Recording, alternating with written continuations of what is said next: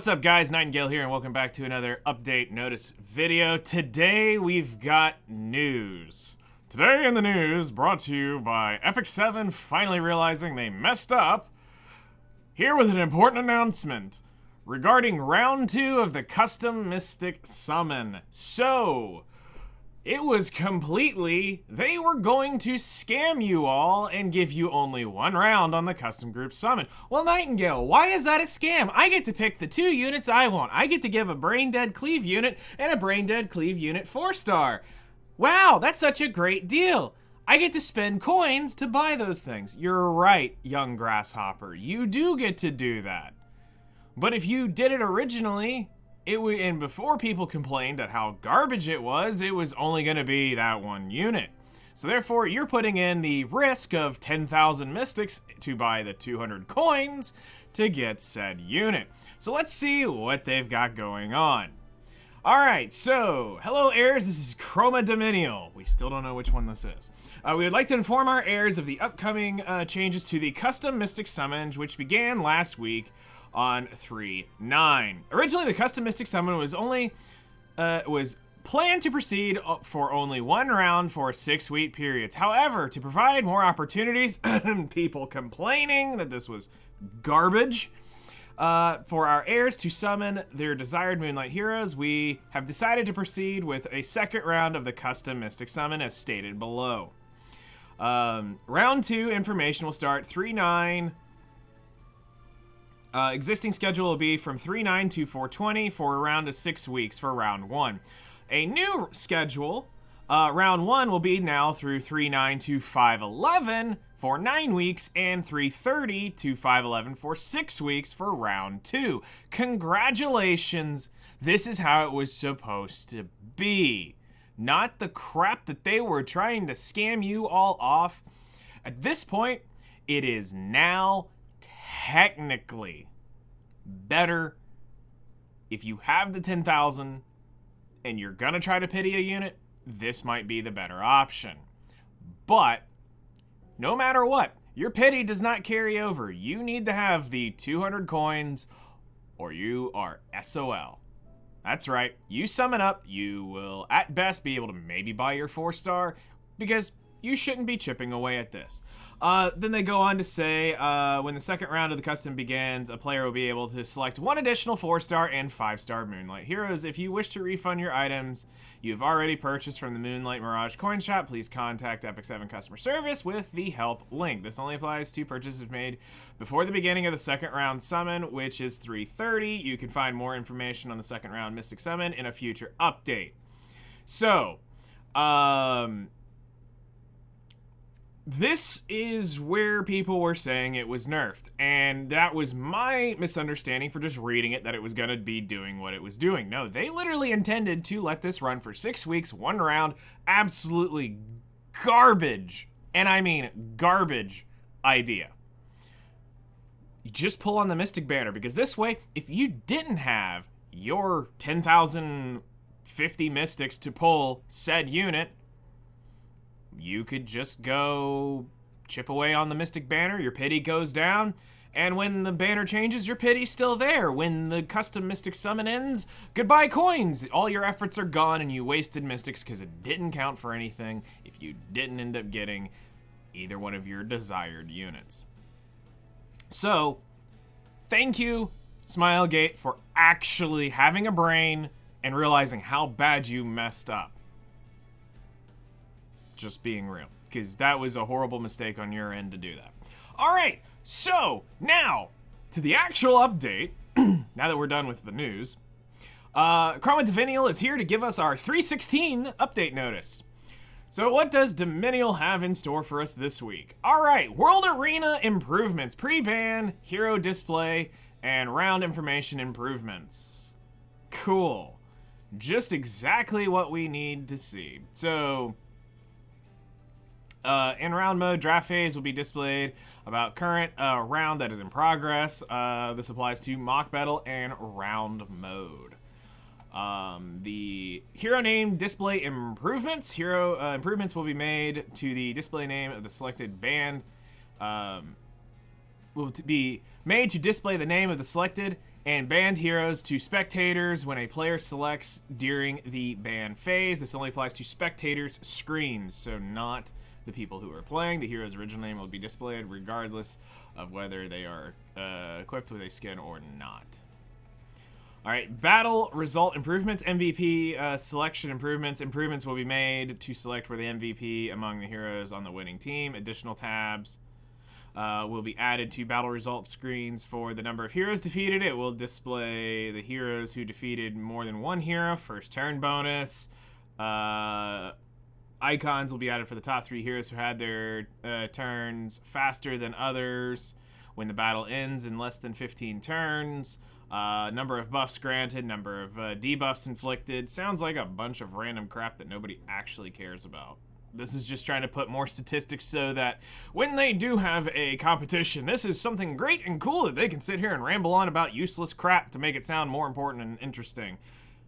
Nobody cares what unit went and did that because the results are over with. They won and they got it.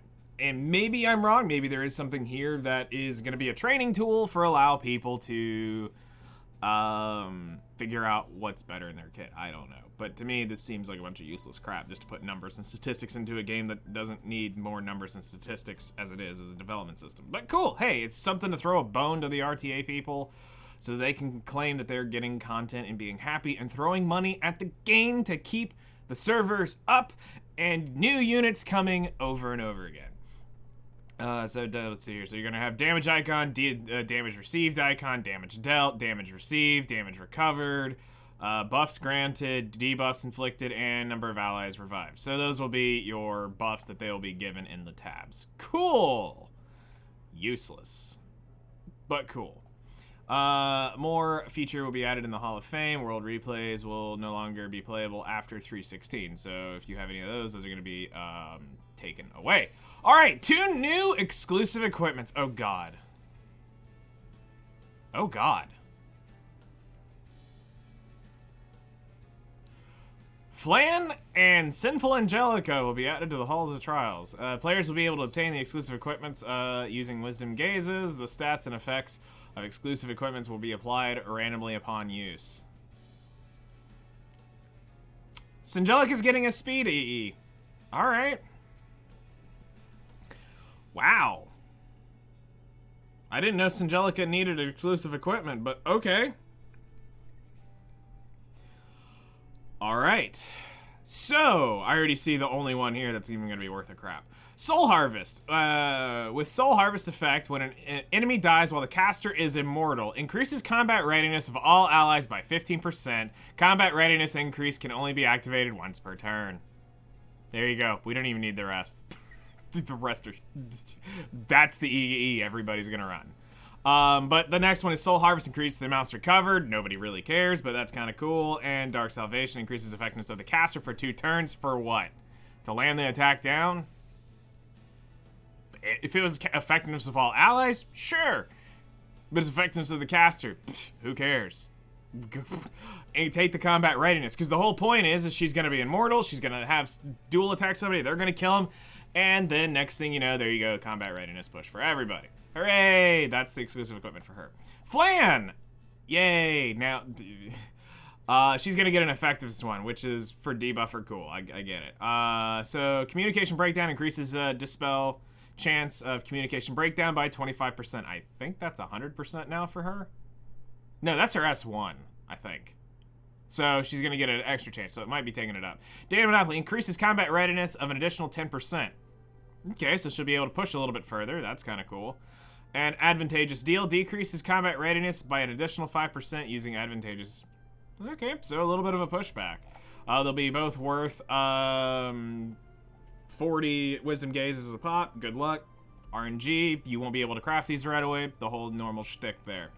Alright, next up is Lulika and Crayon will be available as your drop rate ups next week for 316 to 23. Yes, I know it says Crayon, but Crayon sounds way funnier. At this point, side story summons, why do we even have normal banners running anymore? I mean, I get it, it's to keep things going, keep things summoning, I understand that, but let's be real. At this point, with side story summons, you know, summon when you want, when you need them, whatever you want, all that crap. Between custom group summons and side story summons, do you really need to be pulling random units anymore? Like, if you need Lulika, great, pull her, but you can also get her in her side story. Crayon, great. Needs buffs a little bit. There's some tweaks I think he needs. It's not even really a buff. I just think he needs to be altered a little bit in his kit. Like, he's cool. I like what he does. There's some things we could get into theory crafting, but I would like to see some changes, not necessarily buffs, to Crayon's kit. But cool cool fire assassin. You know, you got a great PvE mage, literally the best PvE mage in the game for 90% of content for new players. Crayon is something you'll use meme-wise in PvP, but yeah. Save your stuff, something big's coming. Promise you. All right, other improvements and adjustments. Oh my gosh.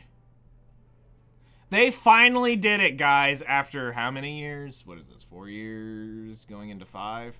They finally allow you to change your name.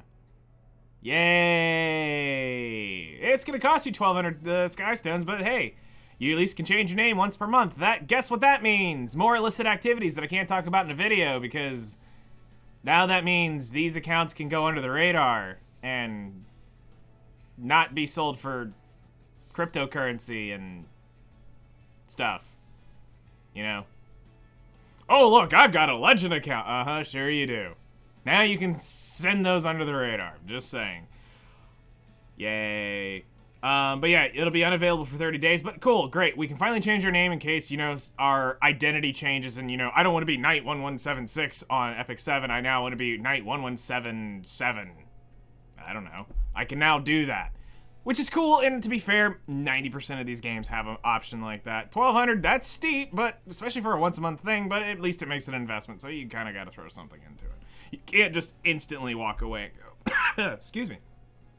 Let me go do a couple NPC battles. Oh yeah, here, click, done. Now I can change my name. So it's a little bit of investment, whatever.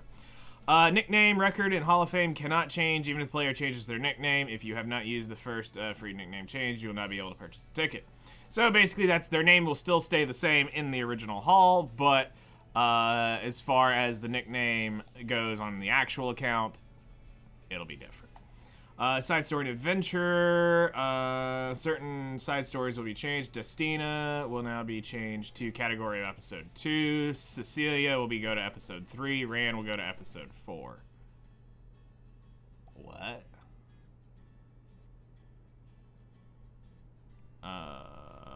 Okay.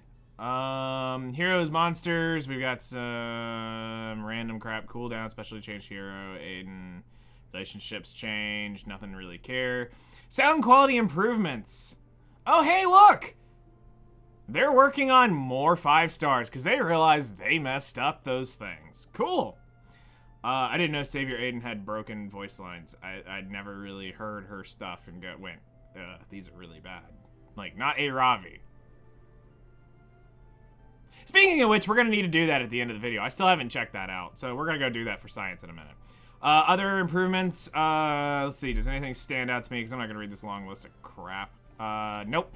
All right, last but not least is the event reward chest password reveal. It's Dagger Sakar.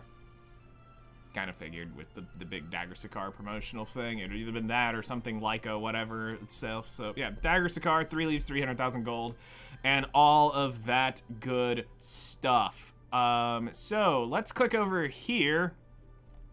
And my game is small right now because it's on a different screen. We're going to go to Aravi, and let me put my earmuffs on. And we're going to go to APOC. Let's go to details and go to preview. Let's pop her skin on. Preview skills. We didn't check this last time. Blood as an offering. So let's see how not crunchy this is now. I'm gonna turn my headset up a little bit so we can like really get into this. So guys, pop your earphones in. Let's see if they're really doing their job. As a professional audio engineer, we should be able to tell. All right, so the big one, the first instantaneous thing that was absolutely cringeworthy was her S3. Whoever gives me the best fight will be impaled on the tallest stake. Come on, come at me. Oh no, it's still there. I actually, okay, so this might actually be a, Your little trick would stop me? Ashes to ashes, dust to dust.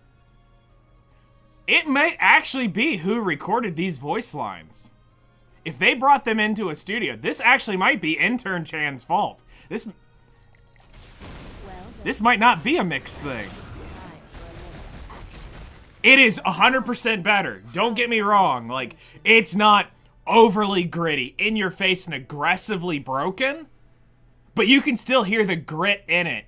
And you can hear that they fixed it to a point, but they also pulled her voice down, which is also hiding it. Ashes to ashes, dust to dust. But it's they need to redo the full vocal lines, like literally re-record the vocal lines.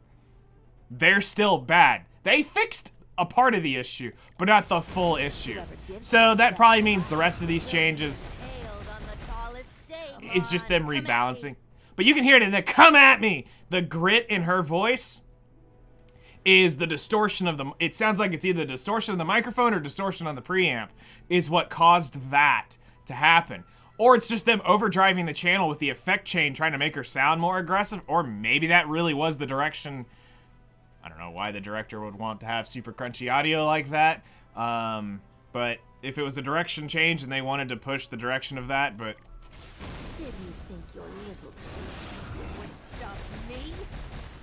I accept your blood as an offering. It is better. Whoever gives me the best fight will be impaled on the tallest stake. But like, even when she says steak and she pushes up in her voice, it's not quite, it's not like pristine in the sense of, I can have a raspy voice. So, I mean, you can get that real rasp in a voice, but not sound like I'm clipping a microphone.